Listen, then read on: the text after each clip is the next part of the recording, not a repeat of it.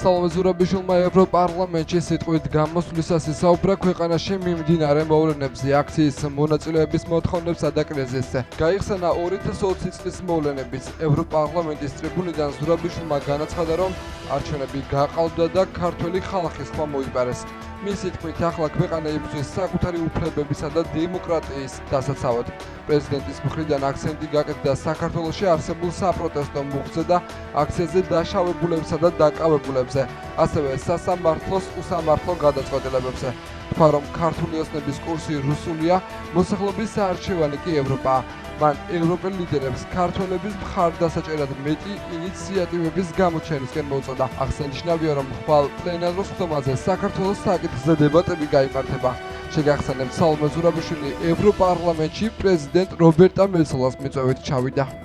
როდესაც თქვენ ბოლოს სტუმრობდით ევროპარლამენტს, ჩვენ განვიხილავდით თქვენი ქვეყნის პროგრესს ჩვენს ევროპულ ოჯახში გაწევრიანებისკენ გზაზე. დღეს ეს გზა საფრთხის წინაშეა. ევროპარლამენტი გმობს ნებისმიერ რეპრესიებს, ოპოზიციის წინააღმდეგ და მშვიდობიანი დემონსტრანტების დაპატიმრებას. ეს ქმედებები იწვევს ჩვენ მიერ ბოლო წლებში ერთობლივად გადადგმული წარმატებული ნაბიჯების უკუსვლას. მე ვიცი, რომ საქართველოში ბევრი შიშობს საკუთარი ქვეყნის მომავლის გამო და მე ასევე ვიცი, რომ მე საუბრობ მთელი ამ პალატის სახელით, როდესაც ვეუბნები ყველა იმ ქართველს, რომელიც იყურება ევროპისკენ მხარდაჭერისთვის, რომ ისინი მარტო არ არიან. ჩვენ ხედავთ, გვესმის თქვენი და ჩვენ თქვენთან ვართ. ევროპარლამენტი მტკიცედ დგას ქართველი ხალხის გვერდით ევროპისკენ თქვენს გზაზე და ჩვენი კარი ყოველთვის რჩება ღია. მადლობა, რომ საქართველოსთვის ასეთ გადამწყვეტ დროს მომეცით უფლება აქ მდგარიყავი და მესაუბრა იმის შესახებ, რაც დღეს ჩემს ქვეყანაში ხდება. მინდა ასევე მადლობა ვუთხრა ევროპარლამენტის დელეგაციას, რომლის წარმომადგენლებით რამდენიმე დღის წინ იყვნენ საქართველოში. მათი საქართველოში ყოფნა ამ ეტაპზე ძალზედ მნიშვნელოვანი იყო.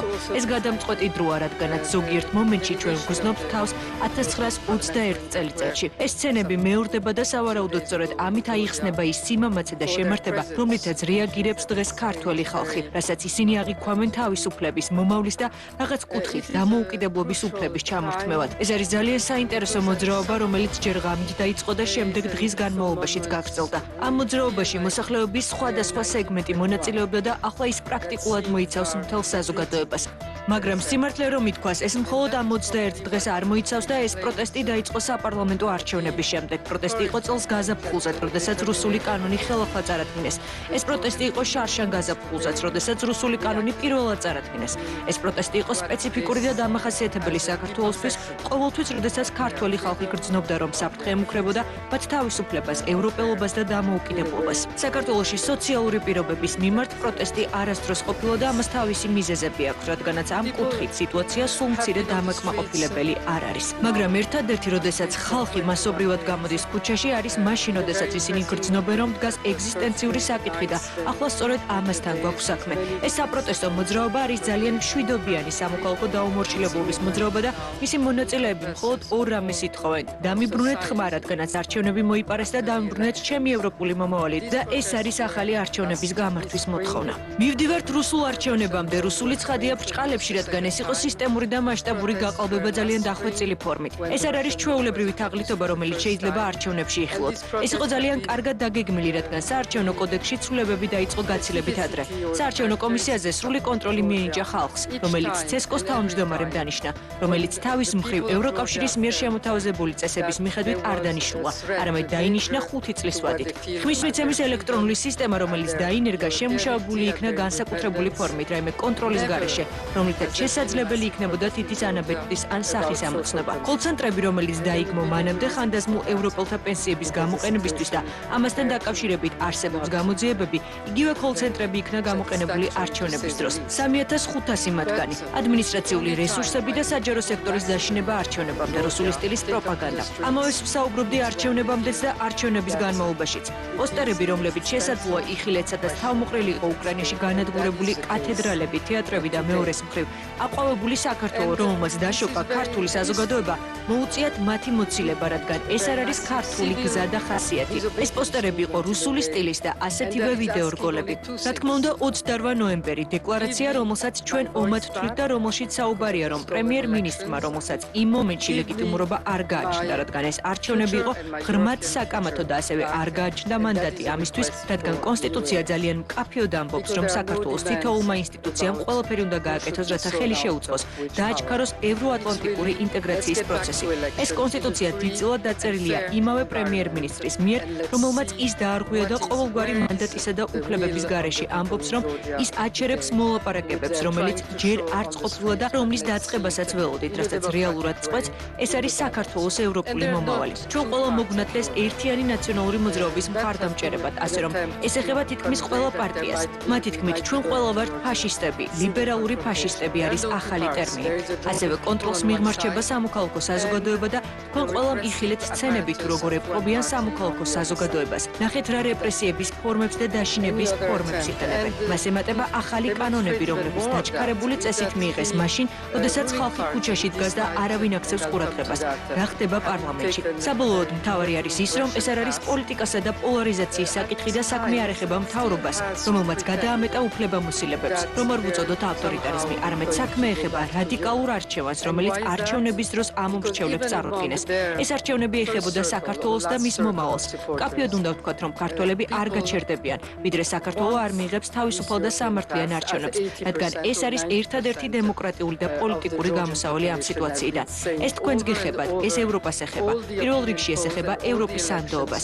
ქვეყანამ, რომელმაც ახლახან მიიღო კანდიდატის სტატუსი, ევროპა ვერ მისცემს უფლებას ამ ქვეყანას გათელოს ყველა დემოკრატიული ნორმა. ევროკავშირის 12 და 9 რეკომენდაციის უარყოფით და უგულოყოფით ვერ მისცემს უფლებას დაამციროს ყველა მისი მთავარი პრინციპი. ეს ეხება ევროპის სტრატეგიულ ინტერესებს. საქართველო იყო, არის და დარწმუნებული ვარ იქნება დასავლეთ და ევროპის დასაყრდენი რეგიონში, რომლის აღებას რუსეთი ცდილობს, რადგან რუსეთს ახსოვს მისი იმპერიული ხანის პრინციპები, რომელიც ამბობდა, რომ ვინც ფლობს თბილისს, ფლობს მთელ კავკასიას.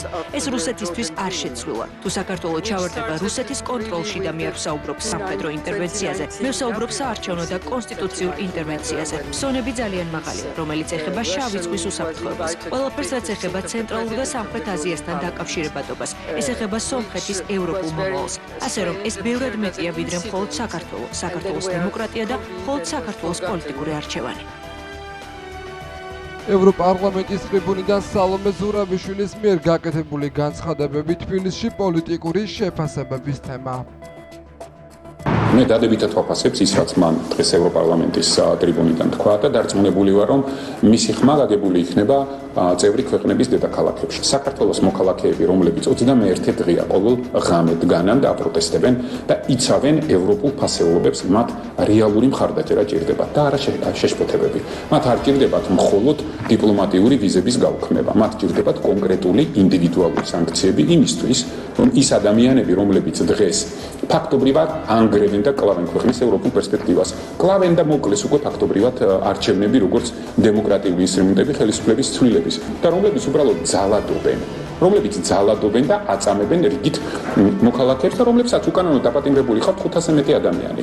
ჩვენ უკვე აქ შეშფოთებების დრო აღარ აქვს. ჩვენ გვჭირდება ქმედითი მხარდაჭერა ყოველდღიურად. ძალიან მნიშვნელოვანია, რომ დღეს საქართველოს პრეზიდენტმა, რომელიც არის ლეგიტიმური პრეზიდენტი და ესეთად დარჩება, სანამ არ ჩატარდება ქვეყანაში ახალი საპარლამენტო არჩევნები, ევროკავშირს გააგონა ქართული ხალხის ხმა და მისი გზავნილი, რომ საქართველო არის უმძიმეს კრიზისში, რომ ეს კრიზისი არის მათ შორის ევროკავშირისთვის გამოწვევა სწორედ პირველ რიგში და ევროკავშირმა მეტი უნდა გააკეთოს იმისთვის, რომ ეს კრიზისი დავძლიოთ და დამარცხდეს რუსული ხელისუფლება, რომელმაც მიიტაცა ქვეყანაში ძალაუფლება და ჩატარდეს ქვეყანაში ახალი არჩევნები, ეს არის ძალიან მნიშვნელოვანი გზავნილი. მე უსმენე სალომე ზურაბიშვილის გამოსვლას, ზუსტად ასახავდა იმ რეალობას, რაც არის საქართველოში.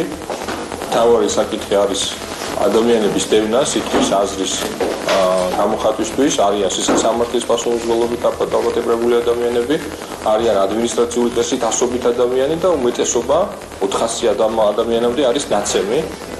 ამაზე ისაუბრა პრეზიდენტმა და ისაუბრა იმაზე, რომ ქართული ოცნება უკვე დიდი ხანია დაადგა ღიად რუსულ გზას, ანუ ღიად ქვეყნის ღალატის გზას. ეს არის მთავარი ხაზი. არ იქნება ქართული ოცნება, არანაირი პრობლემა ევროპული ინტეგრაციის გზაზე ინტეგრაციას არ შეექმნება. ეროვნულ არჩევნებში 300,000 ხმა მოიპარეს, ასეთი ანეკდოტი არც ასაცილოა. ვერც მაბნებლობის ხარისხს აღწევს, იმიტომ რომ უტოპიურია იმდენად, რომ შეუძლებელია ნორმალურად მოაზროვნე ადამიანმა, ჯამრთელმა ადამიანმა ეს დაიჭიროს. წარმოუდგენელია. რა ილაპარაკა და რას იმამნებლებს სალომე ზურაბიშვილი და როგორ მოიქნევს კუც არანაირი მნიშვნელობა აქვს, როგორც გუშინ წინასწარ ვეკითხარით და ეს აღმოჩნდა უთხوارი ინფორმაცია, ამ გამოსვლის თავარი მიზანი იყო, რომ რამდენიმე ასეული ევროპარლამენტარი წარმომდგარიყო, ფეხზე დგომით ტაში დაეკრა სალომე ზურაბიშვილის, როგორც ახალად გამოჩეკილი ლიდერისათვის ქართული აგენტურული ოპოზიციის და ესეც მოხდა, ასეც მოხდა. ერთი განსხვავებით, რომ მათ ვერ შეძლეს მობილიზება ევროპარლამენტარების, მხოლოდ რამდენიმე ათეული ევროპარლამენტარი ესწრებოდა ამ პერფორმანსს და იღებდა ამაში მონაწილეობას. აბსურდულია მეც ხოლმე განცხადება, სალომე ზურაბიშვილი აღარ არის აქტუალური, რაღა დარჩა, კვირანახევარი დარჩა თანამდებობაზე. შესაბამისად, არის მძიმე ემოციური მდგომარეობაში, ვერ ელევა საკუთარ სკამს. მე ესე ადამიანის სკამს იჭირებოდეს პირველად ვნახე. ანუ ასეთი ემოციური დამოკიდებულება ქონდა საკუთარი სკამის მიმართ, როგორც აქვს სალომე ზურაბიშვილს, მართლა პირველად ვნახე. ვერ ელევა საკუთარ თანამდებობას და შესაბამისად აქვს მძიმე ემოციური მდგომარეობა, კადრულობს ყველაფერ უკადრებელს. ეს არის რეალური შეფასება და დანარჩენი საინტერესო საერთოდ აღარ არის. რასაკითხებზე იმჟელეს და რაზე შეთანხმდნენ ევროპის საბჭოს გენერალური მდივანი და საქართველოს პრემიერ-მინისტრი. დახურული შეხვედრა დაახლოებით საათნახევარი მიმდინარეობდა. ირაკლი ყობახიძის განცხადებით გაგრძელდება მჭიდრო თანამშრომლობა ევროსაბჭოსთან. მისივე ინფორმაციით ალენ ბერსესთან ასევე განიხილა ქვეყანაში მიმდინარე მოვლენები. პრემიერ-მინისტრის სანქციებსა და მაკენის ინსტიტუტის განცხადებასაც გამოეხმაურა.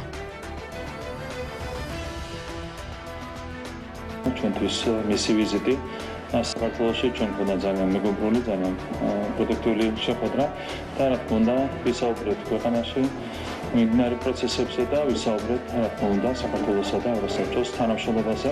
ბუნებრივია შევთანხმდით იმაზე, რომ გაგრძელდება ძალიან მჭიდრო თანამშრომლობა ჩვენს ქვეყანასა და ევროსაბჭოს შორის. 90-იანი წლებიდან მოყოლებული ჩვენ გაკავშირებს ძალიან მჭიდრო თანამშრომლობა და რა თქმა უნდა ჩვენი ინტერესია, რომ ეს თანამშრომლობა მაქსიმალურად აქტიურად გაგრძელდეს. პირადად ბატონი გენერალური მდივნის როლი ამაში არის რა თქმა უნდა განსაკუთრებული და ჩვენ დარწმუნებული ვართ, რომ ჩვენ ქვეყანას ექნება პირადად ბატონი ალან ბერსეს მხარდაჭერა ყველა მიმართულებით. შეხვედრა იყო დახურული და აქედან გამომდინარე დეტალებზე ვერ ვისაუბრებ. ერთ-ერთი რაც შემიძლია გითხრათ არის ის, რომ ჩვენ ვესაუბრეთ რა თქმა უნდა გენერალურ მდივანს ჩვენ გადაწყვეტილებასთან დაკავშირებით განვმარტეთ რა თქმა უნდა ჩვენი გადაწყვეტილების მიზეზები, რაც შეეხება მის რეაქციას, ამაზე რა თქმა უნდა მან თავად უნდა ისაუბროს თუ ექნება გენერალურ მდივანს ამის სურვილი.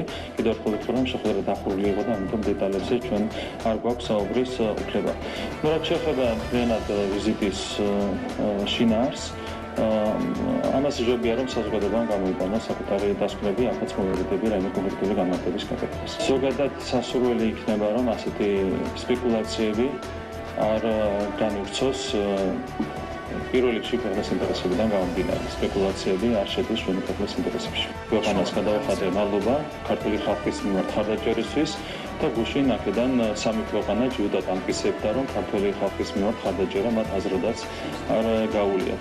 სინამდვილეში თქვენ შეგიძლიათ ნახოთ მაგალითად ქალბატონი კაია კალასის განცხადება, სადაც ის ამბობს, რომ უნგრეთი, სლოვაკეთი, ლუქსემბურგი, მე არ მიხსენებია სამცხოროდ ლუქსემბურგი და ლუქსემბურგსაც ეკუთვნის როგორც ჩანს, მადლობა თუ არ უარყოფენ საკუთარ პოზიციას, მადლობა ეკუთვნით ქართული ხალხის მიმართ ხარდაჭერისთვის. კაია კალასმა განაცხადა, რომ იყო უნგრეთი, სლოვაკეთი, ლუქსემბურგი და რამდენიმე სხვა ქვეყანა, რომელიც წავიდა სანქციების წინააღმდეგ და რა თქმა უნდა კიდევ ერთხელ მადლობა ამ ქვეყნებს მხარდაჭერისთვის. გაჩეხება სხვა ქვეყნებს ჩვენა ინფორმაცია ჰქონდა, მაგალითად ვიღოთ რუმინეთი, იგივე არის ერთ-ერთი ჟურნალისტი, რადიო თავისუფლების ევროპული ბიუროს ჟურნალისტი, რომელსაც ძალიან ხშირად ეხმობა ხოლმე ქართული მედია, ეს არის ბატონი შოზვიაკი, რომელმაც დაადასტურა, რომ რუმინეთი იყო ერთ-ერთი მიცავიდა სანქციების წინააღმდეგ. თუმცა მე ნახეთ, რომ გუშინ პირველი რუმინეთი აიძულეს, რომ საწინააღმდეგო პოზიცია დაიფიქსირებინა, ეს არავის უპირს. თქვენ ნახეთ, რომ საკონსტიტუციო სასამართლოსაც კი რუმინეთში შეაცვლებინეს გადაწყვეტილება ერთ დღეში. გამოვიდა ბატონი მეთიუ მილერი, რომელმაც პრაქტიკულად მუქარი შემცველი განცხადება გააკეთა რუმინეთის საკონსტიტუციო სასამართლოს მიმართ. მან განაცხადა, რომ დაიშებოდა ყველა, ვინც დაუპირისპირდებოდა რუმინეთში ევროპულ და ევროატლანტიკურ ღირებულებებს და ეს გააკეთა სწორედ საკონსტიტუციო სასამართლოს გადაწყვეტილების კონტექსტში.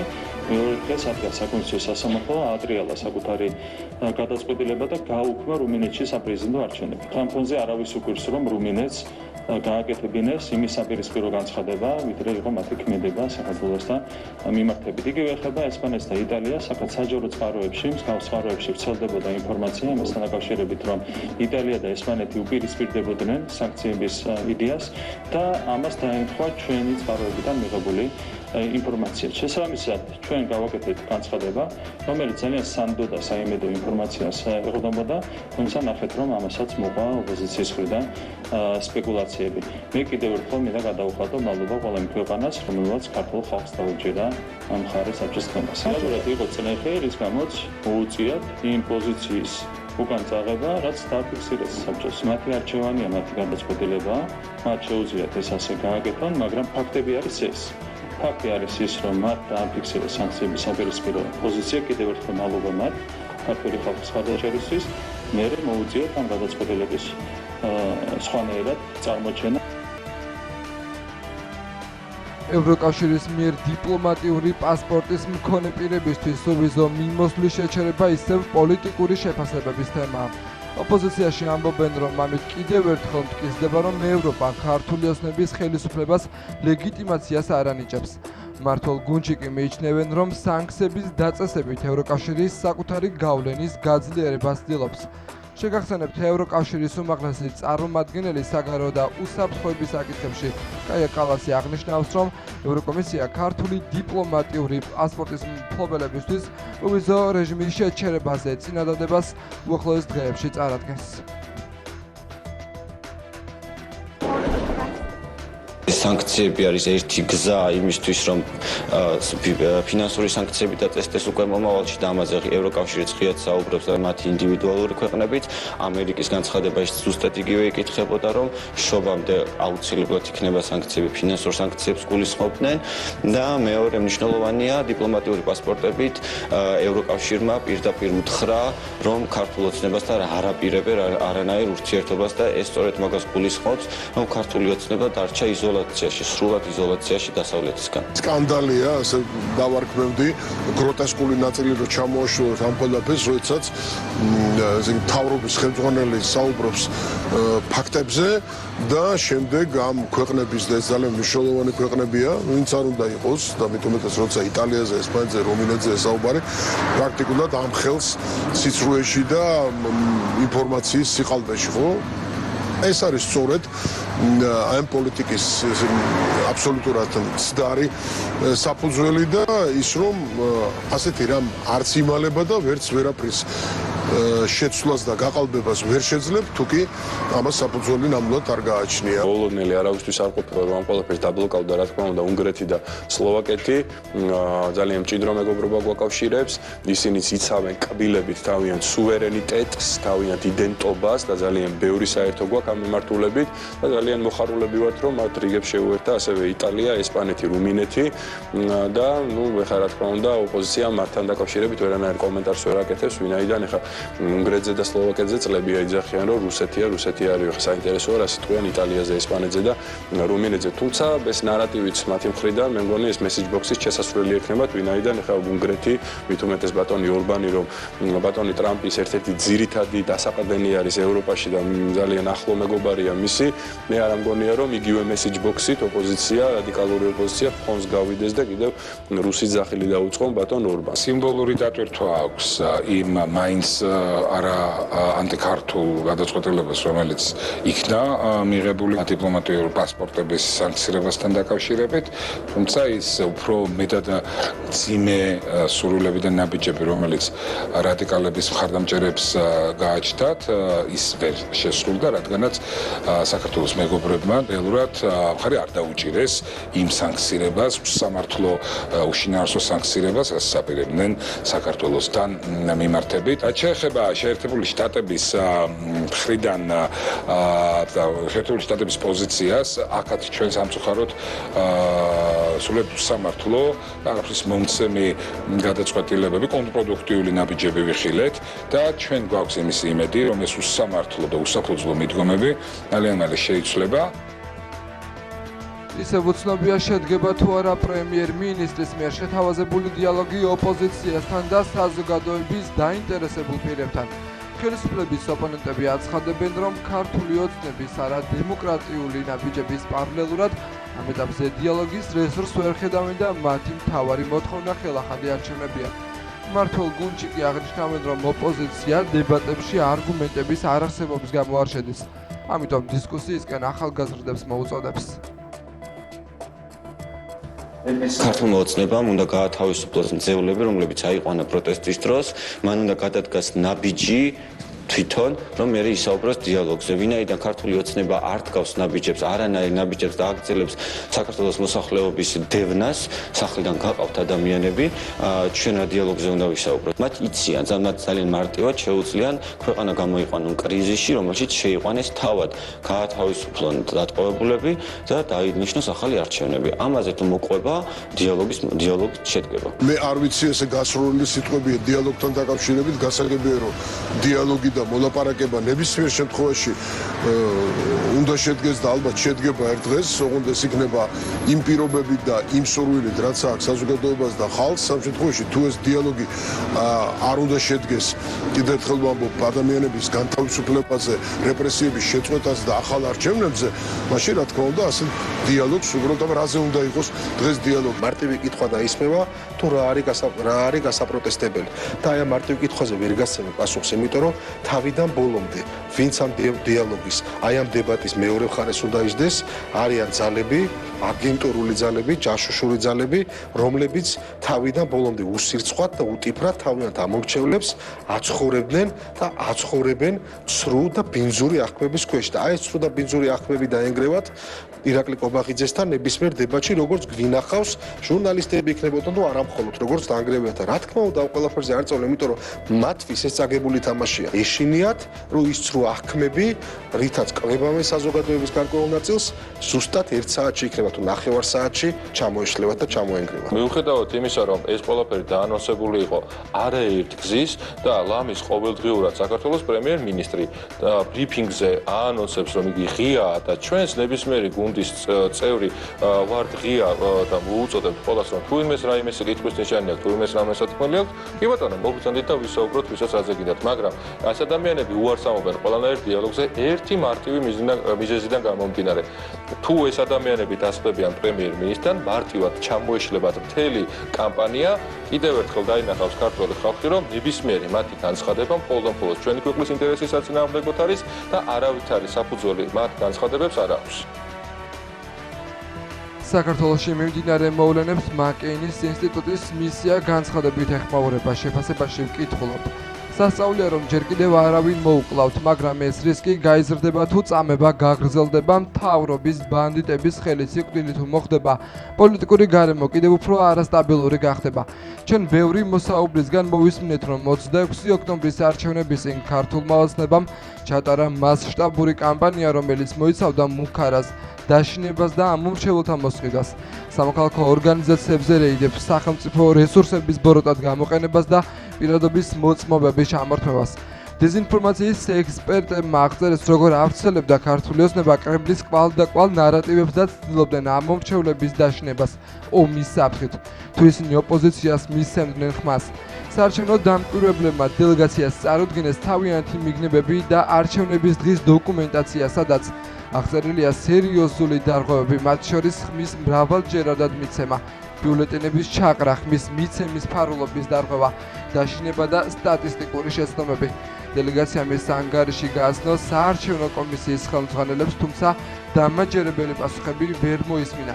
მისია შეაშფოთებულია მშვიდობიანი მოქალაქეების წინააღმდეგ ოფიციალური ძალადობის მასშტაბით და სიმძიმით. ნათქვამია განცხადებაში, სადაც ასევე აღნიშნულია, რომ ამერიკამ და ევროკავშირმა უნდა იმოქმედონ კოორდინირებულად სანქციები არ არის საკმარისი და საერთაშორისო საზოგადოებამ საქართველოს მთავრობა არ უნდა აღიაროს ლეგიტიმურად.